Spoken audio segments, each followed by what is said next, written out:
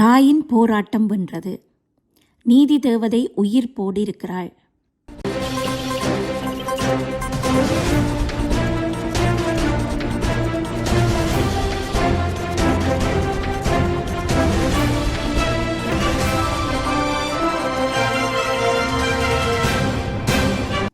இலங்கையில் இன்று நேற்றல்ல, வக்கிரங்களும் வன்மங்களும் நிறைந்து வாழும் ஒரு கூட்டம் தான் என்ற அகங்காரத்திலும் எனது என்ற மமதையிலும் அலைந்து கொண்டிருக்கிறார்கள்.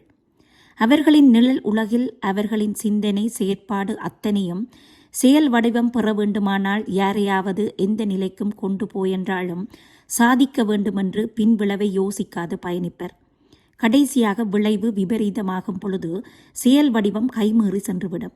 இதற்கு நல்ல உதாரணம் பாடசாலை மாணவி வித்யாவின் கொலை வழக்கு. யாழ் புங்குடுதீவைச் சேர்ந்த சிவலோகநாதன் வித்யா என்ற பாடசாலை மாணவி அதே பிரதேசத்தைச் சேர்ந்தவர்களால் கூட்டு பாலியல் வன்கொடுமைக்கு உட்படுத்தப்பட்டு குற்றுயிராக்கப்பட்டு கொலை செய்யப்பட்டார். வீட்டில் இரு சகோதரர்களோடும் தான் விரும்பும் நாய்க்குட்டியுடனும் தன் தாயின் அரவணைப்பில் வாழ்ந்த ஒரு சிறுமி. கல்வியை தவிர தான் சாதிக்க துடித்த விடயங்கள் எதுவும் இல்லை.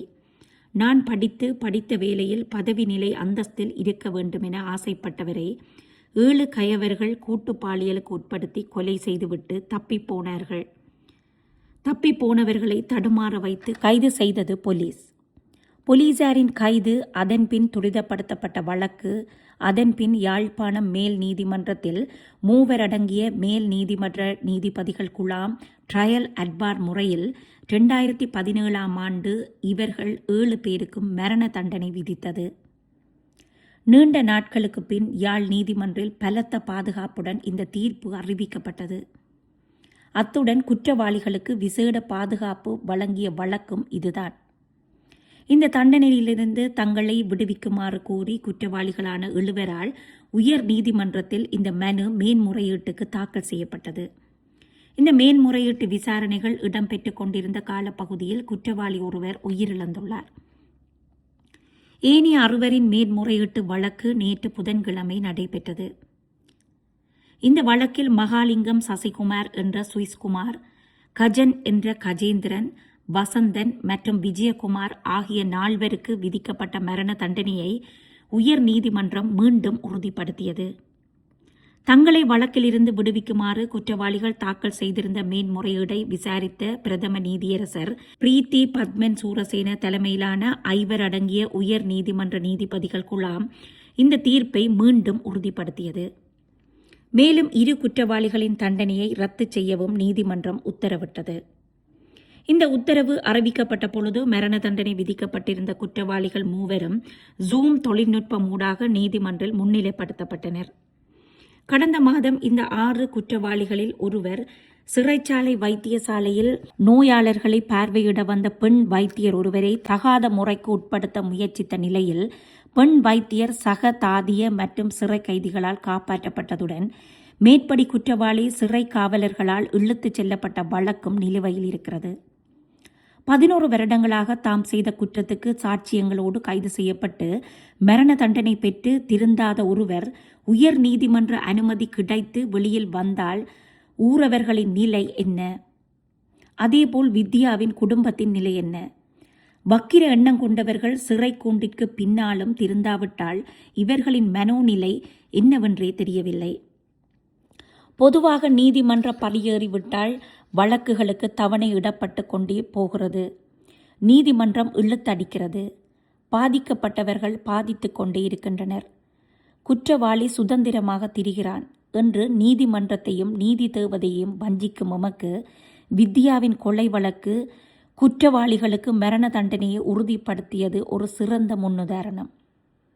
கொலைகாரர் கொலையில் இருந்து தப்பிக்க ஆதாரங்களை அளிப்பர், அரசியல் தஞ்சம் புகுவர், சாட்சிகளை மிரட்டுவர், ஏன் சாட்சிகளை கொலை கூட செய்வர். காரணம் பெயிலில் வந்துவிடலாம் என்ற எதிர்பார்ப்புடன். ஆனால் குற்றம் குற்றம்தான். தாமதமான நீதி மறுக்கப்பட்ட நீதியல்ல என்பதை மேல் நீதிமன்ற நீதிபதிகளான மாணிக்கவாசகர் இளஞ்செழியன், அன்னலிங்கம் பிரேம் சங்கர், சசி மகேந்திரன் ஆகியோரின் தீர்ப்பு உயர் நீதிமன்றத்துக்கு சென்று பிரதம நீதியரசர் பிரீத்தி பத்மன் சூரசேன தலைமையிலான 5 அடங்கிய உயர் நீதிமன்ற நீதிபதிகள் குழாம் இந்த தீர்ப்பை உறுதிப்படுத்தியது. பாதிக்கப்பட்ட மாணவி வித்யா சிவலோகநாதன் இறக்கும் பொழுது 18 வயது பாடசாலை மாணவி. தந்தை இல்லாத நிலையிலும் தாயின் அரவணைப்பில் வாழ்ந்த சிறுமி. நீலப்பட வியாபாரத்துக்காக சுவிஸ் நாட்டு குடியுரிமை பெற்றவருடன் இணைந்து நடத்திய திட்டமிட்ட பாலியல் வன்கொடுமையில் சிதைக்கப்பட்டு குற்றுயிராக்கப்பட்டு இறந்த தங்கையை யாருமே பார்க்கக்கூடாத கோலத்தில் அண்ணனும் தாயும் பார்த்து கதறி அழுத காட்சி இன்று வரை பலரின் மனங்களில் ரணமாக இருக்கிறது.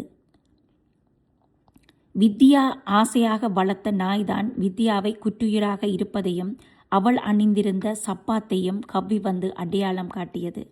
5 அறிவு ஜீவனுக்கு முன்னால் 6 அறிவு படைத்த 7 மனித மிருகங்களின் ஈனச் செயலை நினைத்தால் காலம் பூராவும் சிறையில் இருக்கும் மரண தண்டனை போதுமானது. தூக்கிலிடப்பட்டால் ஒரு கணத்தில் இறந்து விடுவார்கள். காலம் காலமாக சிறையில் இருந்து குற்ற உணர்வால் இறக்கட்டும். இந்த தண்டனை இலங்கையர்களுக்கு நல்லதொரு பாடம். இன்று இலங்கையில் கணவனை மனைவி கொலை செய்து துண்டு துண்டாக வெட்டிவிட்டு தானே போலீசில் சரணடைகிறார். கணவன் மனைவியை சந்தேகத்தில் வெட்டி கொலை செய்துவிட்டு மனைவியின் தலையுடன் போலீஸ் நிலையம் சென்று சரணடைகிறார். தந்தையால் மகள் துஷ்பிரயோகம், அண்ணனால் தங்கை துஷ்பிரயோகம் என்று ஏராளமான சமூகத்திற்கு ஒன்றுபடாத நிகழ்வுகள் அரங்கேறிக் கொண்டு வருகின்றன. இதெல்லாம் கடந்து செல்ல வேண்டுமென்று நினைத்தாலும் சமூக ஊடகங்களின் ஊதல்களால் வளர்ந்து வருபவர்களின் மனதில் இவை அனைத்தும் ஆழ வேரூன்றி விடுமோ என்று எண்ண தோன்றுகிறது. விசித்திரமான வழக்குகள் போலீஸ் நிலையத்தின் ஊடாக நீதிமன்றம் செல்கிறது. ஆனால் நீதிமன்ற இந்த வழக்குகளை துரிதப்படுத்தப்பட வேண்டும். காரணம், இவ்வாறான கொலைகாரர்கள் சமூகத்தில் வாழ தகுதியற்றவர்கள். எனவே வித்யா வழக்கு குற்றவாளிகளுக்கு வழங்கப்பட்ட தண்டனை இலங்கையில் ஒரு சிறப்பு நீதியாக பார்க்கப்படும் பொழுது தண்டனைகள் தாமதப்படுத்தப்படக்கூடாது. வித்யாவின் மரணம் நிகழ்ந்து எதிர்வரும் 13ஆம் திகதியுடன் 11 வருடங்கள் ஆகிறது. 11 வருடங்களாக உயிரற்ற உடலம் அனுபவித்த சித்திரவதைக்கெல்லாம் நிம்மதியாக துயில் கொள்ளட்டும். யாரும் எழுப்பாதீர்கள்.